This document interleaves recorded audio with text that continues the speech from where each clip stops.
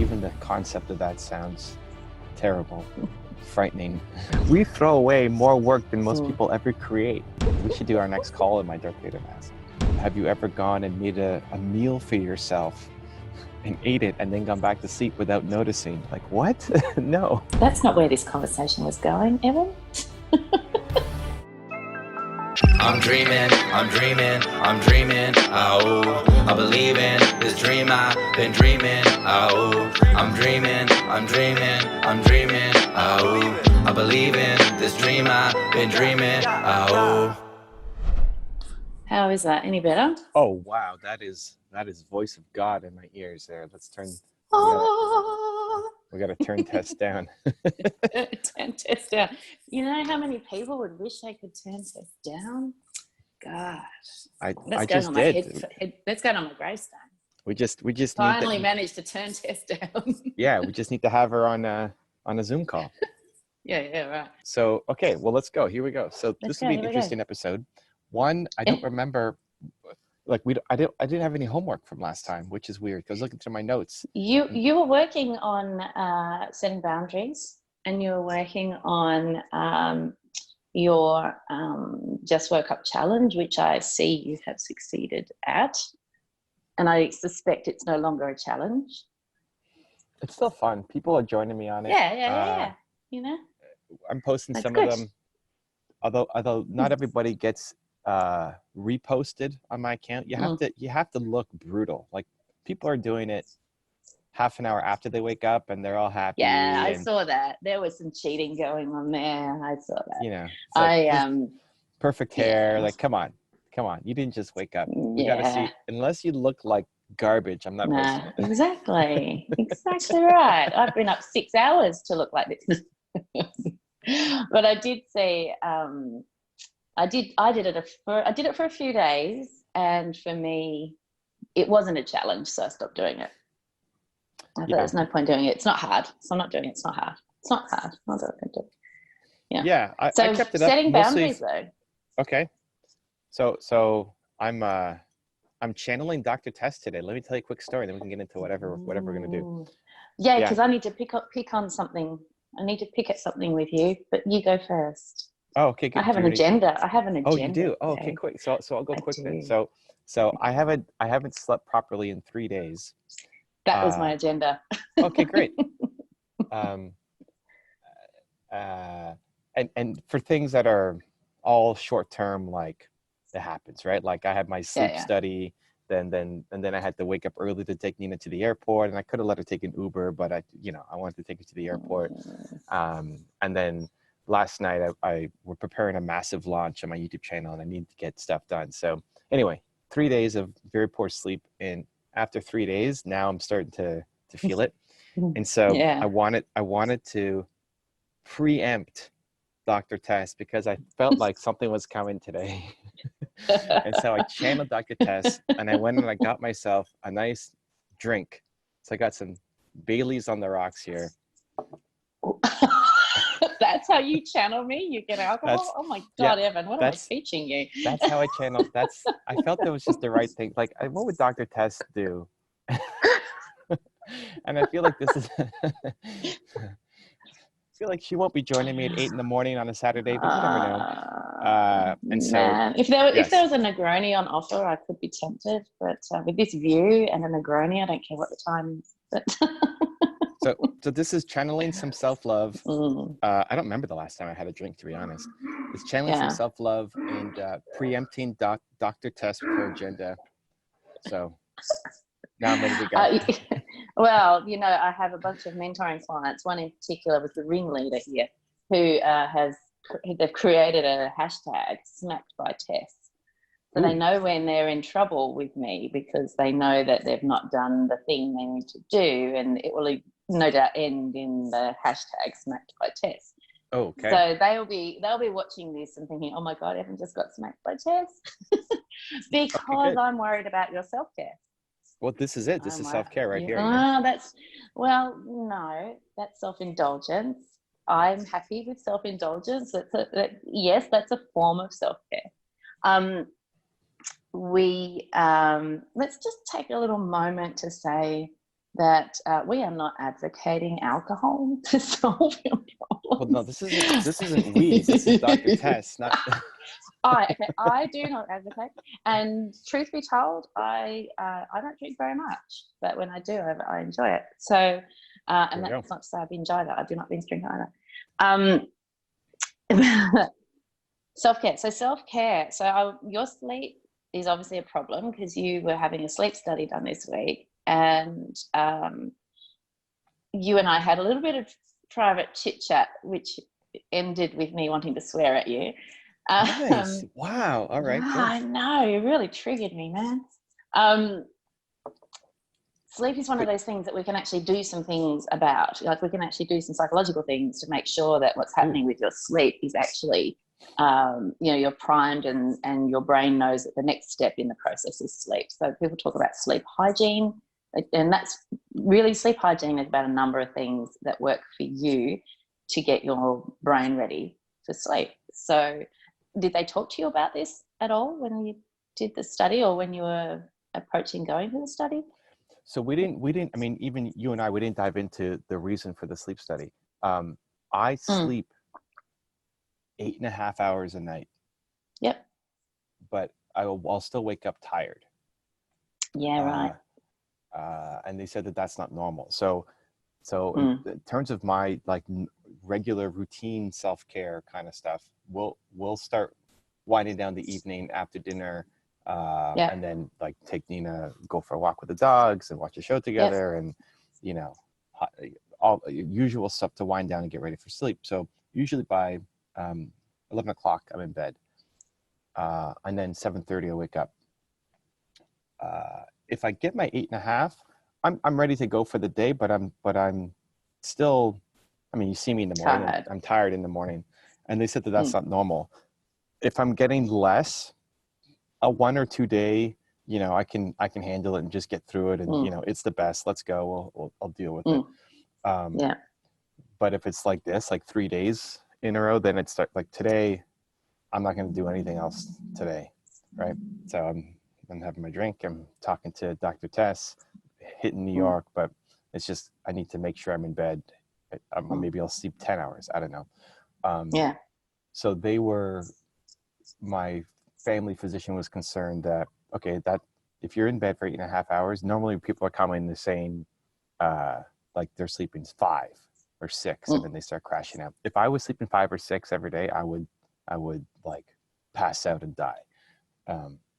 So I get my 8.5, but so they said you should do a sleep study. So they organize it. They don't have a guess, I guess. I mean, sleep apnea is one possible thing, but I don't fit a lot of the criteria for sleep apnea. It's usually medical history, overweight, a bunch of other things, and I'm like, nope. And I also don't follow. There's a whole bunch of these checklists. It was hilarious. These checklists you go through, like, do you fall asleep during the day? Like, no. Do you fall asleep, while you're eating lunch? Like, what? No. Like, how am I falling asleep while I'm eating lunch? How often do you nap? Like, 0. I don't nap. But part of it is also because I am sleeping 8.5 hours a night, right? As part of my regular routine. And they made me fill out this depression test, which was amazing. This must be normal. It's like a psych evaluation depression test. Yeah. I wish I took the name, because you probably know who it is, at least the type of test. But the worst, the best score you can get is 0, but there's no positive on the test.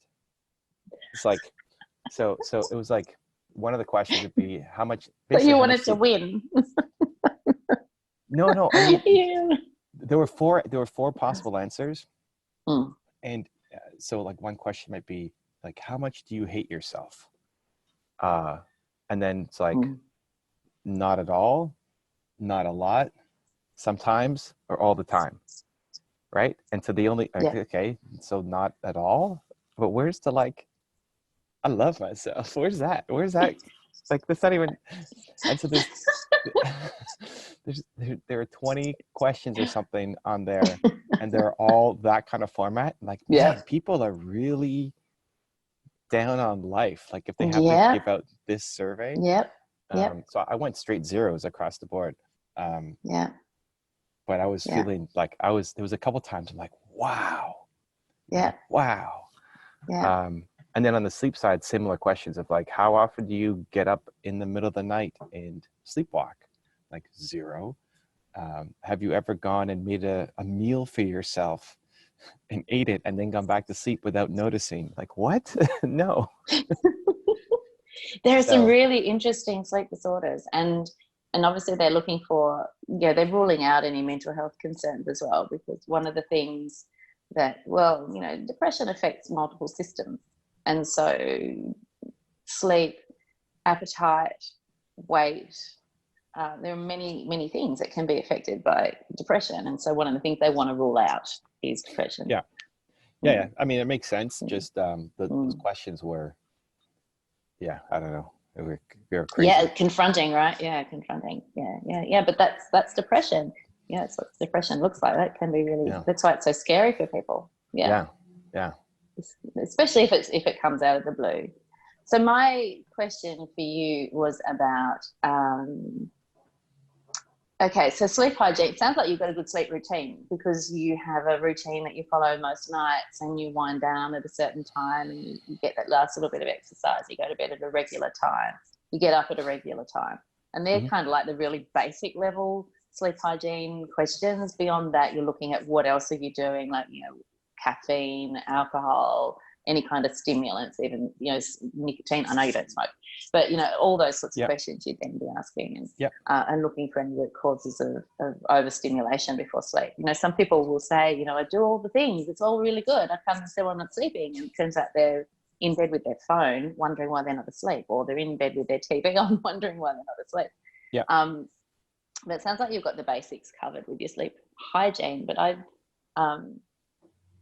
it'd be interesting to see if they come back and say it is sleep apnea, because you don't fit the profile. But it's one of the key things is that waking up still feeling tired after what looks like a decent night's sleep.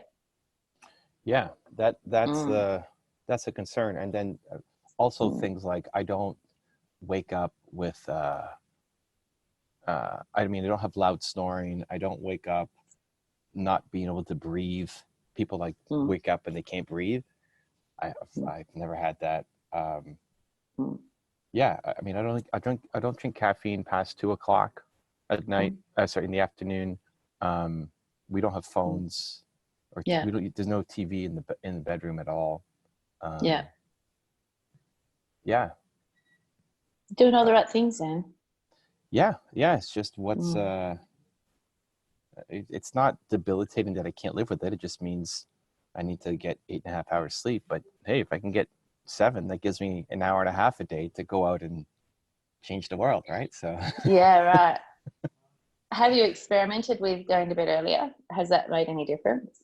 Because I'm a 10-hour a night person. If I get 10 hours, I feel like I'm amazing. But I rarely get 10 hours. But that's like my natural inclination is 10 hours sleep. Naturally, I don't want to go to bed earlier. I don't know. I've never tried going to bed at like 9:00. That even the concept of that sounds terrible, frightening. It's not that scary. I guess. Okay. Well, I guess all you can do is wait for the results. What about when you go to bed? Is there stress on your mind? Are you worrying about things? Are you thinking about things? Does it take you long to fall asleep? Or do you fall asleep really easily? No, it can take me some time to get to sleep. I used to get restless legs a lot, so my legs would get jumpy. But I started taking magnesium at night. And that doesn't help me fall asleep faster, but it doesn't. If I would be in bed for more than 20 minutes and didn't fall asleep, my legs would get jumpy, and then I would have to get up. Most of the time, I'm not thinking of anything. It's not like tossing and turning, stressing out about my call tomorrow with Dr. Tess. It's so scary. Right? No. But sometimes that happens. Honestly, my quickest solution out of that is if I'm stressing out about something, or just worried about something the next day, I'll get up, I'll play a game of League of Legends, and then I'll pass out after. because I'm so, and that's a computer game. Like I'm so into the game that then I forget about whatever I was thinking about. But then when the game is done, like, okay, it's done now. Like I'm not stressing about the game after, because it's just a game. But that doesn't happen. I don't know when the last time that happened. Okay. All right. Yeah. Did they give you an indication of when they'll have some results for you? What day is it today? October. So mid-November, I'm supposed to meet the. Couple of weeks. Yeah, I mean, they hook you up to 1,000 different machines and electrodes, and like 2 separate machines that go into your nose. Like, I don't know how people sleep with all this stuff. Yeah. But I mean, I sleep with a sleep mask. That helps. I just got the chili pad. That thing is amazing. Oh my God, really? the chili pad. Yeah. Have you seen the chili pad? I saw your video with the chili pad. Oh yeah, the chili pad's great. I love the chili pad. Yeah, see, I can't sleep if my feet are cold. So it's interesting, isn't it? You know, you talk about body systems, and I know that a lot of people sleep when you overheat, it affects your sleep. And so that's obviously the rationale behind the chili pad. I'm the opposite end of the spectrum again. You know, so if I'm not warm enough, I won't sleep. And so if my feet are cold, like I'll often sleep, especially in winter, I often sleep with, you know, socks or slippers on just to keep my feet warm enough. So it's so romantic. So, you know, so that, you know, I've got them on now. So that, you know, I can actually fall asleep. So I'm comfortable enough to fall asleep. So body temperature and body temperature regulation at night is a really interesting area of study as well, in terms of what maybe that's partly what's going on too. Who knows? I'll have some answers for you in time, but it could be. I mean, I like a colder room. There's a bunch of studies that show you sleep better when it's colder. You do. Nina doesn't enjoy it. So for a while we tried separate blankets, which actually worked out. It worked out pretty well. I used my son's blanket. It's like this superhero Spider-Man blanket, which is lighter. That was great. But it bothered me because making the bed the bed never got made. I make the bed in the morning. It was never made because there's 2 different blankets and they only fit half the bed. It's like, I didn't like looking at my unmade bed. Give me OCD. Such a perfectionist. OCD on the unmade bed. I like it to be tidy. I like it tidy. I like a tidy environment. So we went back to the 1 blanket system, but then it got too hot for me and too cold for Nina. So anyway, tried the chili pad. It works. Okay. I mean, always looking at those kind of sleep hacks, but for whatever reason, I'll be in bed for 8.5 hours and still be tired in the morning. So yeah. And so that's, you know, and you've done the right thing, because sleep hacks only go so far. If you're getting the sleep and you're not refreshed in the morning, then something else is going on. It's investigating, and that's what you've done. So it's a good thing. All right, setting boundaries. We were talking last time about setting boundaries, and you were going to think about that. You're going to think about your desire to over-deliver, which is great. There's nothing wrong with having that as your motivating force. But there's a point when it becomes, you know, unrelenting standards and counterproductive. So we were talking about, you know, thinking about how in the future, when you're trying to achieve things and you're stopping what you're doing to help somebody who might have inserted themselves in your time, whether you're in public or whatever. Did you give that any thought? Did you try anything different? Or did you forget all about it? No, so I 2 weekends ago, I forget now, I was in Phoenix and I was speaking. I was the closing speaker at Brendan Burchard and Dean Graziosi's event. I don't know if you know those 2 guys, but I know the names. Yeah. Eric Thomas was the opening speaker, and then Brendan and Dean were talking. Then I was the last guy to speak, and I was super nervous. It was the most nervous I've been speaking in a long time. One, because, you know, Brendan and Dean have a long history in the industry, and I've never done anything with them. And then being the closing kind of speaker there. Plus, Brendan, it was the first time I actually met him face to face.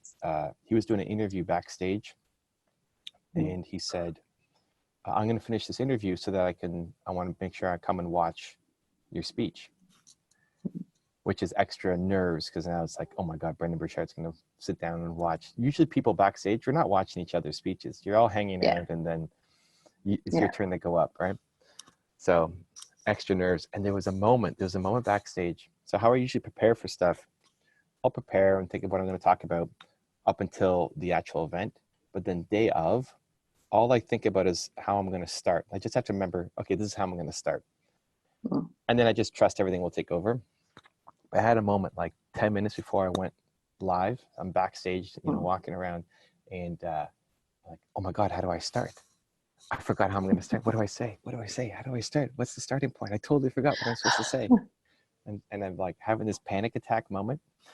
And then something great happened. I just talked to myself, which I don't know if I've ever done or just haven't done it in a long time that I don't remember. Like, what are you doing? You're Evan Carmichael. Come on, let's go. Like that. And like, yeah, that's right, I am. And then I went out and crushed it.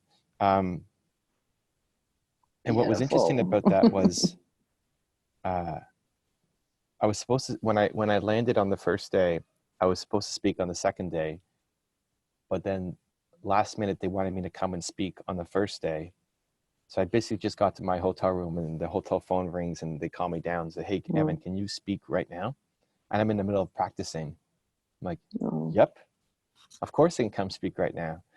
Yeah. And so like run downstairs, get there. There's still time to decide, do we want him to speak now? Do we want to save it for the end tomorrow? What do we want to do? It's like, come on, just make a decision. Let me know. Like, tap me in. Come on, I'm ready.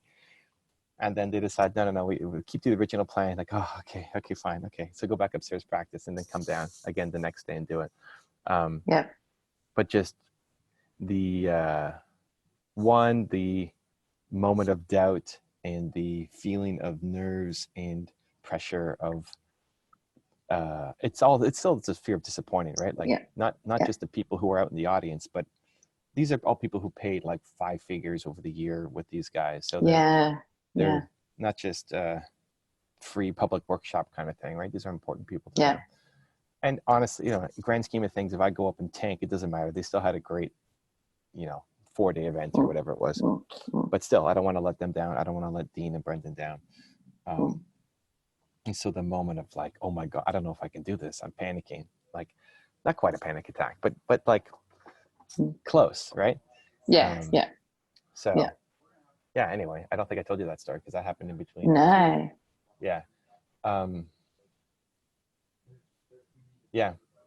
Anyway, that came to mind as you were talking. I guess it's not really boundaries related, but well, it is. You set a boundary with yourself, and that's something that we often struggle to do, is to say, hang on a minute, this isn't serving me. I need to stop what I'm doing right now and just focus on me and what my needs are right this minute in time, and focus on what serves me and not the other stuff. Whether it's someone else's other stuff or your own other stuff doesn't actually matter. You still need to be skilled at dealing with those boundaries. Yeah, I mean, I think everything ends up being self-imposed. It's about making decisions and being present and conscious. So being conscious of what's going on around you and conscious of what's going on in here as well, and then making conscious decisions around what next, what you're going to allow to happen next, or what you choose to have happen next. A lot of times we go through life on autopilot and we wonder why, things didn't go the way we wanted them to, or we wonder why we're not happy with certain circumstances. And it's because we're going through blindly. We're not stopping every now and then, go, hang on a minute, I'm not enjoying this. Why am I doing this? Or this isn't working out for me. Why am I still persisting with this? So let me ask you this. So I was in California last week, met with one of the few guys who, if they gave me advice on YouTube, I would listen to them. And his advice was split up my channels even more in terms of having the top 10 series on its own channel, not on the main channel. And he said, I have 2 ideas for you. One, either split up your channels even more, or the idea you're going to like better is to put everything back on your main channel like you had it before. And this is the guy who told me to split it up originally. I said, well, which one's going to work better? Mm. do you think? And he said, well, splitting it up is a ton more work, but it'll work better. It's like, well, I'm not afraid of work, so let's go do that. And we set an aggressive timeline of having, within the next month, having everything moved over, which is scary because I've been doing that channel for like so many years. But then I come home and we set a 1 month timeline, and like, this has to happen next weekend. It's like, I'm not waiting a month.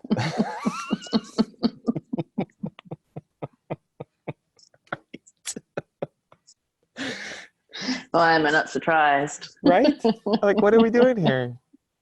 It's such a and this is part of why I was up late last night, is because we're launching this tomorrow, and it's not going to be fully ready, and requires like new team members, and it requires people taking on new roles, and on top of it, I decided to have a rebranding with new colors. Just total chaos, right? But I mean, I love it. Because the idea, like, self-care, the idea of waiting, and not waiting, but like another 3 weeks until this, that would destroy me. Like, I feel like I would go mental. That would be, give me back that depression test, and I'd be like scaling out the Okay, so what would it be like though if you had given that task to somebody else and given them the 1 month deadline, and then put it out of your mind because it would be done in a month and it would be done successfully and to a good standard, and then you free yourself up to do the other things that you're wanting to achieve at the moment? Because I'm sure 1 month here or there won't make that much difference to the channel, but 1 month's time of free time on your hands to do other things, not free time, but like freeing time up, not thinking about that task. I mean, there's just a week. Seriously, you're gonna burn your team out. You can't do that to them. Have they given you any pushback? I'm very blessed to have an amazing team. You do have an amazing team. I was talking about one of my guys, Ray, who's been doing all of my old split testing, all my old thumbnails to fix all my old thumbnails, and so he's going back, and we're talking about 5,000-6,000 thumbnails, right? This is not some tiny little project, right? Yeah. And I insist that each one has to have statistical significance. So this is not just like throw a thumbnail up. And so we're making significant progress through it. Yeah. And now I decided to change the branding, which means different colors, which means everything he did has to be redone and then get through all 6,000 again. And he's like, when can we start? And like, I love this guy. We throw away more work than most people ever create, right? I mean, yeah. Though, a friend of mine, he's actually a musician, but he's also, does web design and all sorts of stuff. And he was saying something really wise the other day. Shout out to David Fuller. He was saying something really wise the other day about writing code. So people who build websites and all this sort of stuff, and when they're writing code, they expect it to fail. And so he was talking about failure. He was talking about failure culture, if you like, and how, you write code, you test it, it fails, you decide what your next point is. It's like you've got these decision junction points all the way along. And, so with code writing and testing things and having them fail, that's guiding you where to go next. And I think that's the same thing with what you're doing, is that it's not wasted time. There's still skills that are being learned. There's still knowledge that's been gained from what your audience prefers, whether you now change your brand. I mean, that it will inform what you do with the new brand colors. You're not going to ignore what you've learned. You've still learned that knowledge. Yeah, for 100%. I'm just grateful that my team feels the same way. They're not coming at you with pitchforks. Yeah, because well, here's the thing about like, why not wait a month? When I pick what I want to work on, I'm obsessed, and like that thing has to happen. Yeah. Meanwhile, all the other stuff, whatever, Yeah. I either like Yeah. care like massively, or I don't care at all. Or not. Yeah. Yeah. Yeah. Yeah. So the project is too important for me not to be like, I just care too much about it and this thing has to happen, and I can't wait 3 weeks for this to happen, because it would like destroy my soul. Meanwhile, there's a bunch of other stuff that like, You don't think that's a bit extreme? no, but like I think it would destroy my soul. Yeah. What is it? Voldemort? Horcrux? It's how I legitimately feel. Like, just the idea of waiting or like giving it to somebody else, or and I'm delegating a bunch. Like Nina, holy cow, Nina's like stepped up huge to handle a ton of it. And everybody's ability again to deal with me and my crazy and what I just decide is the most important thing, even if rationally, logically, may not be the most important thing. Yeah. Because I feel it is, therefore it is. Well, that's right. It's a benevolent dictatorship. At least I hope it's benevolent. You think it's benevolent? We'll do a little survey. We'll ask everyone else what they think. Right. Let's see. The idea of giving that up to then stick to our timeline and me focus on something else just feels like death.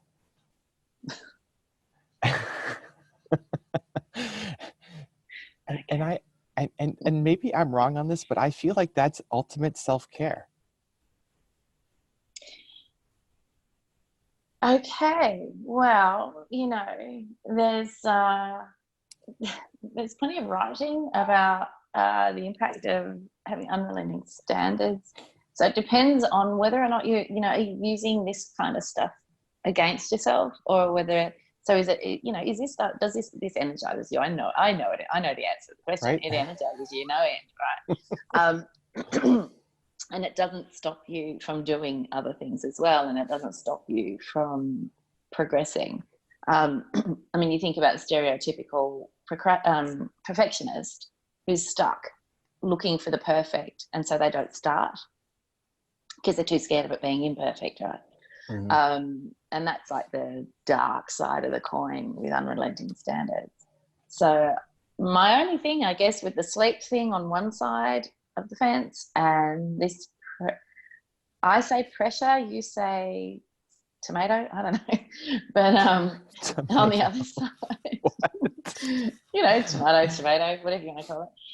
You said the same thing twice. It's tomato. You just said tomato. That's the best. I love this so much. I should have had that Negroni when you offered. My advice is to be watchful of any of that stuff that's actually eating away at the edges, like fraying around the edges of your self-care is actually very important, and burnout prevention is actually very, very important. And entrepreneurs burn out all the time, and it can be insidious and it can sneak up on you. And I'm not saying that that's where you're heading, but you've already got one red flag, which is the sleep issue. So thinking about, if it's realistically going to take a month. Now, I'm not saying, we're just using this as an example, right? Whatever you're doing with this decision is up to you. But if it's realistic, if the realistic time frame for something is a month, and I'm saying stuff that I'm going to get this done in a week, and then everyone's pulling all-nighters to get this thing done, that's probably okay once. But if that's something that happens regularly or frequently, then being watchful, just how that's playing out on a global sense. I know you like to say macro versus micro, but so taking the macro view on a global sense, is it actually serving you? So it might serve you in the short term because it's so inspiring and motivating and all the rest of it, but on a bigger picture, how does this play out? How does this impact me? How does it impact my team? You've got an awesome team and they're right behind you every step of the way. But you also want to look after yourself. We've got a rainstorm coming. Wow. Look at that. We might get some lightning in a minute. That came out of nowhere. Nowhere, right? This is Melbourne. That's why you got to go to Sydney, not Melbourne. Sydney's where it's at. Oh, please don't put me in the middle of that fight. The Sydney Melbourne thing is I don't know what the equivalent. I guess it's a Toronto Vancouver thing. I don't know. Do you guys have that argument? No. No, it's Toronto against Canada. Against Canada. Yeah, it's because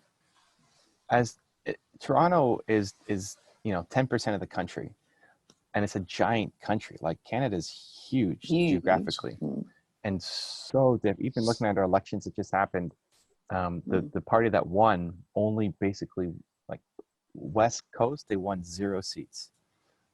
It's very regionally divided, the country. All the big cities outside of Toronto will look to Toronto and say, oh, those Torontonians, there's a little bit of disdain towards the Torontonians. But Toronto, for the most part, really don't even know the other cities exist. Like, it's not even a discussion, right? Okay. It's like Canada to the US. Like, Canada does so much trade with the US and #1 partners and customers. And the US is like, oh, is Canada like a state? Like, they don't think export for the most part, right? They're not involved. Yeah. Oh, thank you. Yeah. So, like, it would be the same if Sydney didn't even care about Melbourne. Like, Mel what? Yeah. That's Yeah. Okay. Well, we're meant to be apartment hunting today, so I really don't want this rainstorm. Thanks. But anyway, hopefully it'll clear up. Melbourne, you get 4 seasons in one day. That's the reputation. So it'll probably be beautiful and sunny by the time we walk out the door. Okay. All right. What else? I mean, Do you agree with me? Do you agree with me about burnout prevention? Yeah. So yes and no. I mean, I feel the care, and on a macro, I 100% agree. And I'll have short bursts of moments where I might go. I haven't done an all-nighter in I don't know how long, a long time, and definitely for the team, right? Like, that's why they stay with me, because even through this whole process, we're looking at it. Okay, we're expanding. We need to grow. We need to hire. What do you not like doing about your job, and how can I give that to somebody else who we're going to bring on? Yeah. Right. So even though we're going to be doing more work now to get stuff going, I want you doing more of the work that you like, and then giving the work that you don't like over to somebody else. Yeah. Right. Yeah. So using it as a chance to be able to both empower and inspire the team as well, and give them stuff that they enjoy doing. I don't agree with the sleep being a red flag. I don't see them as being connected, but maybe it is. Like, maybe that's actually the whole thing. Maybe it's a psychological thing that I'm not so much that it's being caused by, but it is related to. So I'm not saying it's being caused by what's going on in your working life, but the fact that you've got an issue with sleep, that's just something, you've got to think about the whole of you. And if that's not working well, it's not going to necessarily support you to work as hard as you love to work. So thinking it in that terms, it's not sort of a one directional thing. It's sleep is a fundamental part of self-care. And if it's not working for whatever cause, if it's not working well, then we need to compensate in other areas to make sure that we are able to sustainably do what we love doing. So there's no point burning out. Nobody wins if we burn out. So my solution has been sleep 8.5 hours a night. But if there's something wrong, like if there's a machine that I can just put on or something, or special mouth guard or whatever, then some kind of Darth Vader mask. Yeah, right. We should do our next call in my Darth Vader mask. No, let's not.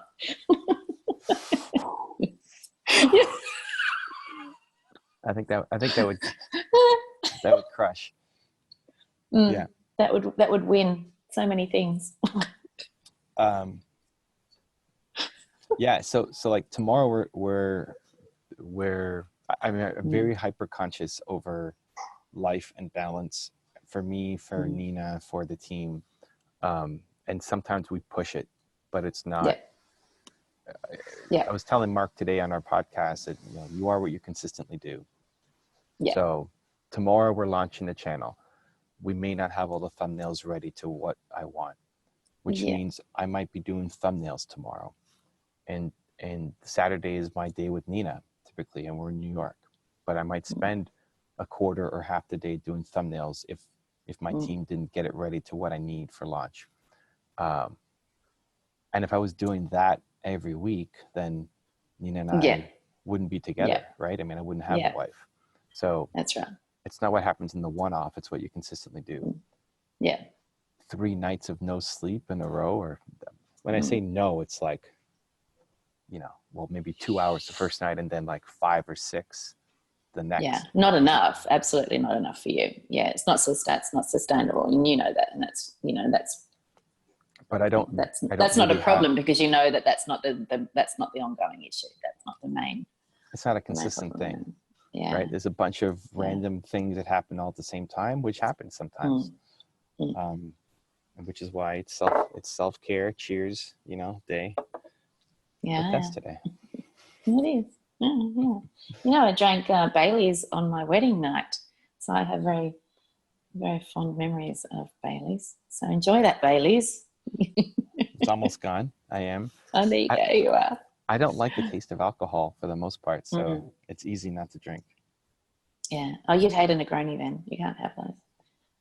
I still have to have my Vegemite. I'm just going to do it by myself, Tess. You know, you are not doing the Vegemite by yourself. It's forbidden. You're not allowed to. You were supposed to come to Toronto. It didn't happen. I will come to Toronto. You wouldn't have had time for me to teach you to have proper Vegemite. I will come to Toronto. I would have done it. You will come to Australia. Sydney as a starting point. I'll meet you in Sydney. I'll make you some Vegemite toast. Wow, you're going to abandon Melbourne like that. It just happened, ladies and gentlemen. I didn't say I'd move to Sydney. I will meet you in Sydney. I'm all over Australia. Wow, all right. I'm everywhere. The transplant. Just a transplant. No loyalties to Melbourne. You hear that, Melbourne? I haven't even moved here yet. You're making me trash my relationship. So, yes, Vegemite toast, you can't do it by yourself. There is a golden rule with Vegemite, which is that if you're not Australian, don't try and go there by yourself. It's dangerous. I like dangerous. Yeah, no, it's the wrong kind of dangerous. Because you'll ruin your relationship with Vegemite. You will trash that relationship big time. You need like a gentle entry into that relationship. So Ray, I don't know if you saw any of my live streams. Yeah. Ray was the guy wearing the backpack. Yep. And so he was sometimes in front of the camera too, most of the time behind the backpack. And he posted on Instagram. So we did our four days live together. And now we're going to go for 90 days in January. Yeah, right. Yep. So me, Nina, Ray, and Jeremy. And I've known Jeremy for longer. He has his YouTube business that I invested into and helped him. Ray just came up to my events, and I don't know him as well. Anyway, he posted on Instagram a video about, he did the wake up challenge, but he woke up late. And sometimes there's an issue with keeping on time for things. And so I teased him and wrote back, hey, you better not be late when we're on our 90-day tour. And he said, no, don't worry. I'm going to be on time. We'll make it happen. But then I met him yesterday at my workshop here in Toronto. And I told him, dude, like, if you are actually not getting up on time and late, like, that's going to change.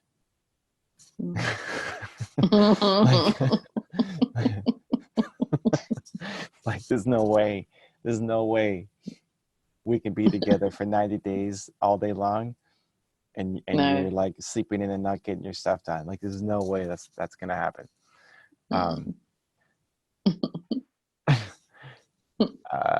And so, you know, the gravitational pull in on things like that is super strong. The pull on other things, like Nina and both of the two guys love cooking. Actually, they love cooking more than Nina does. Nina's pumped that they might cook some of the food on the trip. I couldn't care less. Or like, I'll eat hot dogs all day. It doesn't matter to me. So I'll get pulled into healthier eating and just like fancier food and whatever. And I'm gonna pull them into being disciplined and like getting the work done and respecting yourself. You're harsh. No, but it's love, right? I mean, like, that's self-love, not just me, but like for them. I've always seen that as a strength and as a positive, in that like whatever I get obsessed with has to happen. It's gonna happen. I'm gonna make it happen. Even if it is stupid, I'm still gonna make it happen. Like, join me, awesome, or don't. Here we go. It's happening. And sometimes that's for me, and sometimes that's for someone else. Like if Ray really wanted to break that habit of procrastination, sleeping in, then I'm gonna do it. Like, he will be changed by the time we come out of this 90 days together. Yeah. For him, right? Not because I want it, but it's the best thing for him. Yeah. But I'll get obsessed with it. Like, that has to happen. Yeah. Well, I've been doing daily meetings at 6 a.m. for the past few months, and it's completely changed. And another reason, it completely changed how I do my day. And like I said before, I love a good 10-hour sleep, and I'm happy. At the moment, I'm burning the candle a little at both ends. I'm going to bed a little bit too late and still getting up early for my meetings.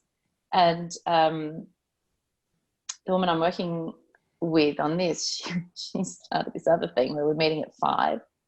So we're now meeting at 5 a.m. for the next 3 weeks, only for 3 weeks. I won't be doing that forever. But the whole getting up at 6, and now that it's day, it's summertime, we're heading into summer, it's springtime here. And so I actually had those meetings with her while I'm walking. So it's actually got me out of the house at 6 a.m. And again, that's that whole thing of you are what you do. And these are things that during winter time, I'd wanted to get up earlier. I'd wanted to go walking, but it's still pitch black dark. And I'm not going to go walking, a woman on my own, walking out alone in the dark. It just isn't going to happen. So maybe finding some way of engaging him in something in the morning that motivates him. Something with you. Maybe you need to get up earlier. Set the standard.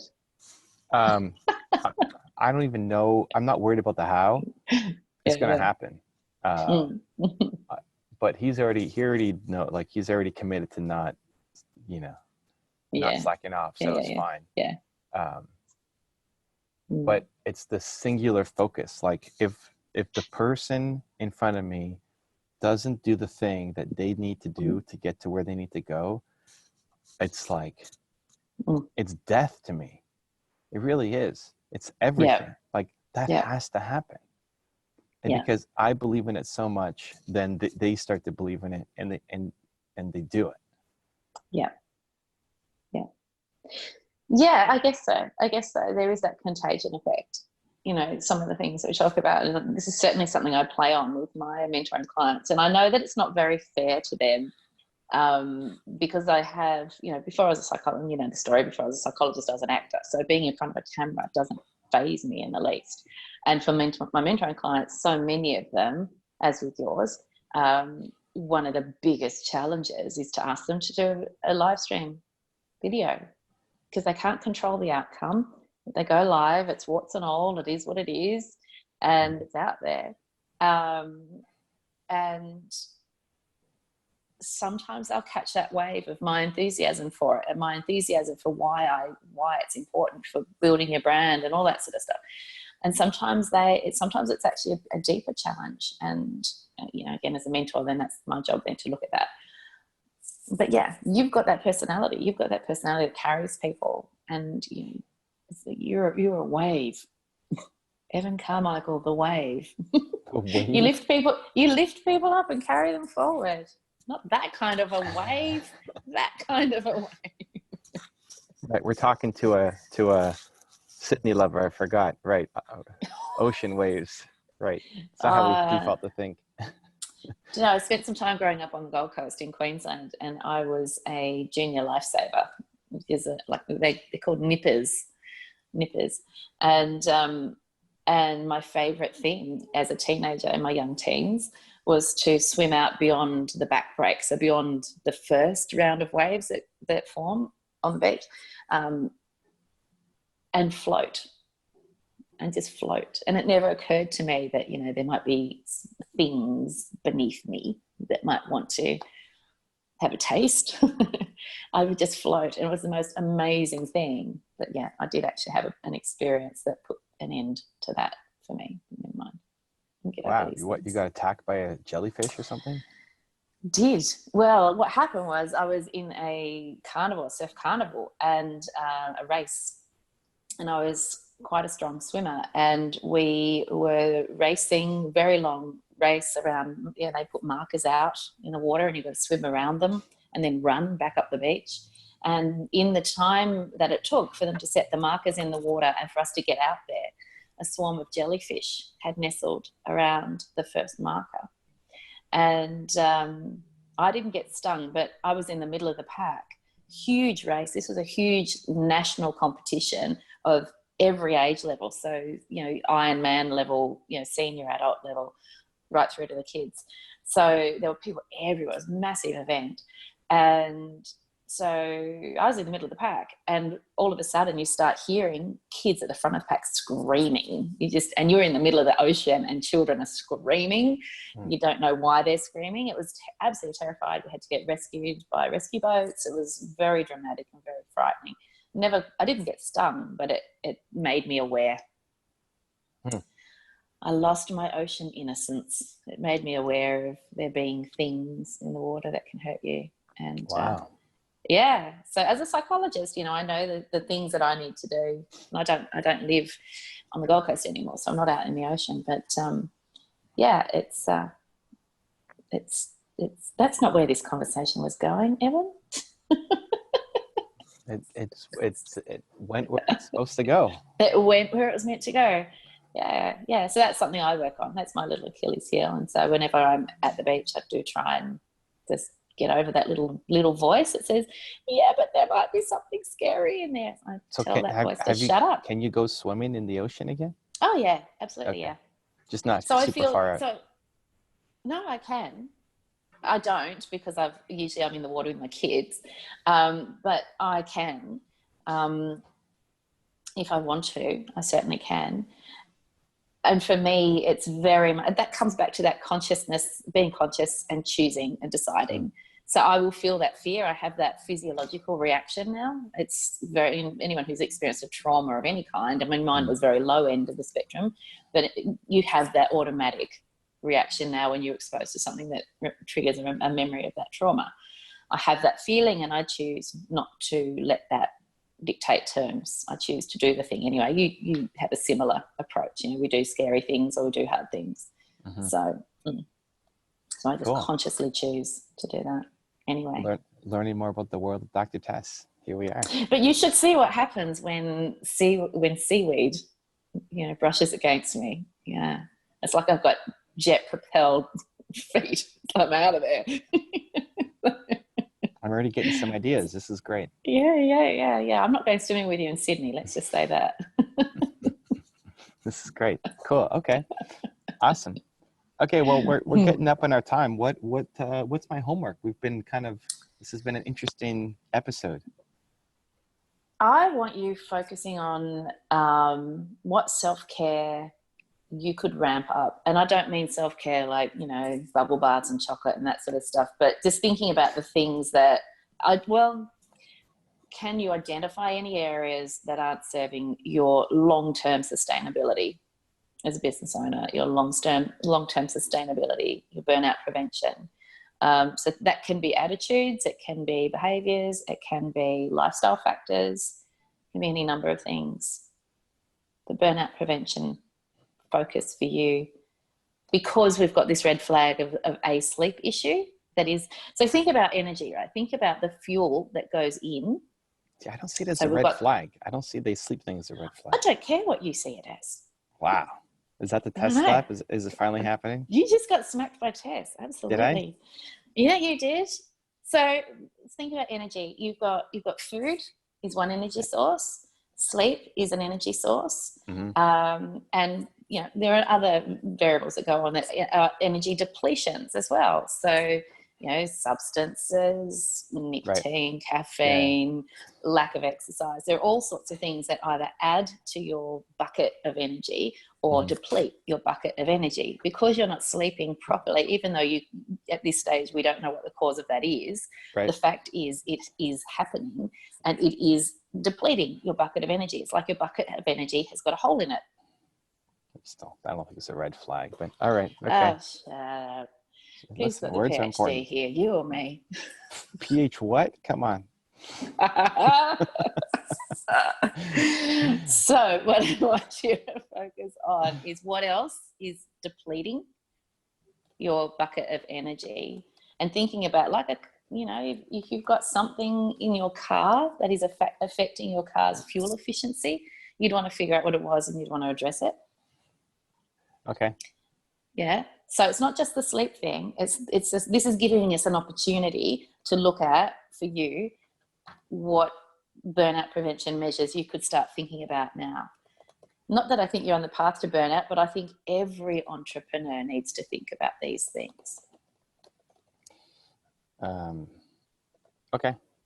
And I'm using you as the scapegoat. Oh yeah, that's fine. So here's what I'm going to do for this, because naturally my first inclination is I'm already crushing all this stuff. And as soon as I think of something, I'm going to go destroy it anyway. Good.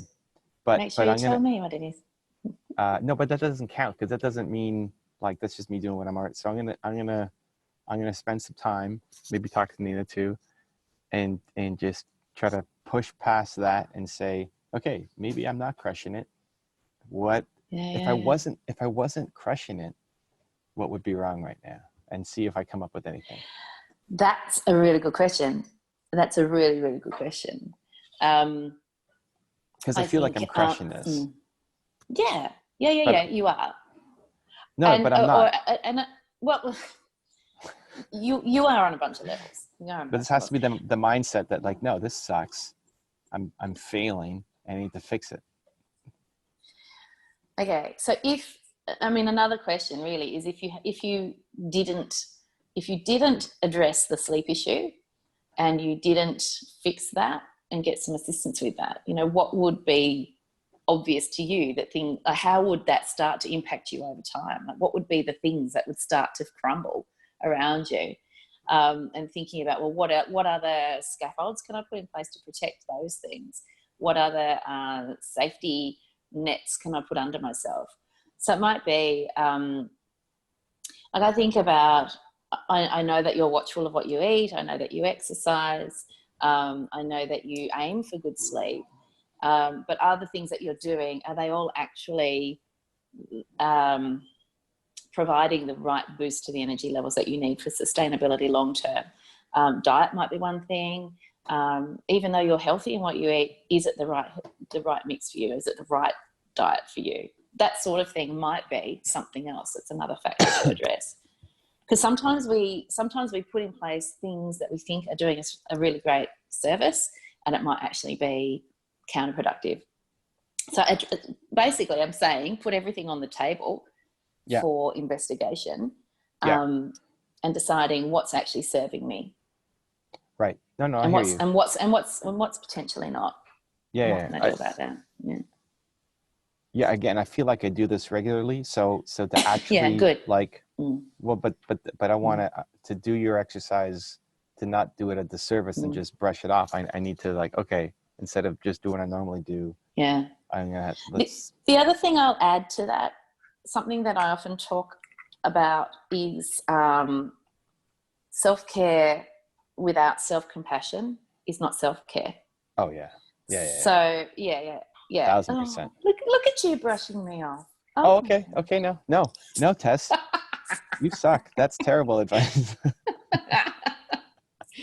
So that's what I mean about the attitudinal stuff. So the attitudinal stuff, if you detect anything where you're overly hard on yourself and overly critical, that would be something on the attitudinal side of things where I'd be targeting for self-care.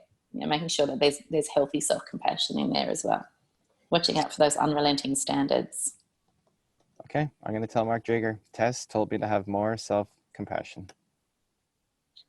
He's going to laugh so hard. This is the best. I love this stuff. I know. I know. Okay. You should see what I've got in store for him. I'm excited. Mark is a extraordinary human being. He certainly is. You both are. Hey, I only talk to cool people.